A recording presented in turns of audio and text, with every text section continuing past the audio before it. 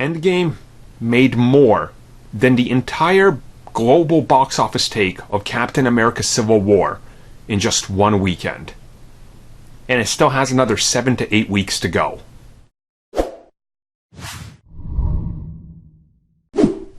Now look, obviously, before people point out, yes, weekends run different across the world, okay?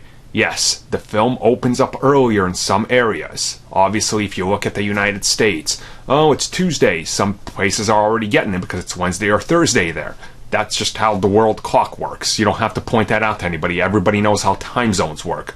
What matters, though, is in that first weekend, accounting all the early showings and everything, and officially ending on Sunday, $1.2 billion.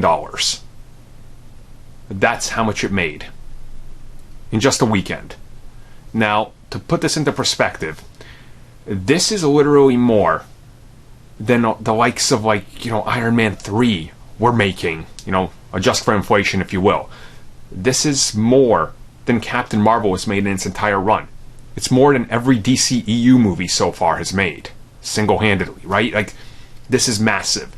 This is, to try to stress how big this is, it actually can't, you can't explain this. It's so huge that nobody thought this was happening. Hell, going into the weekend, people were like, 850 mil max. There's no way it'll do more than that.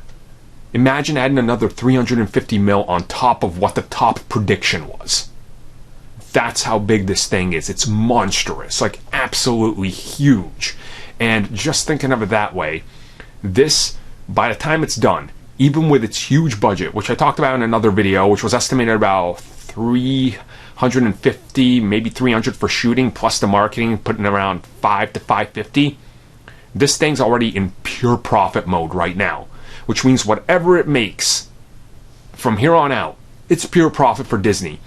There is a very likely chance we're going to be talking about this film when the box office run is done as the most profitable big blockbuster film ever made.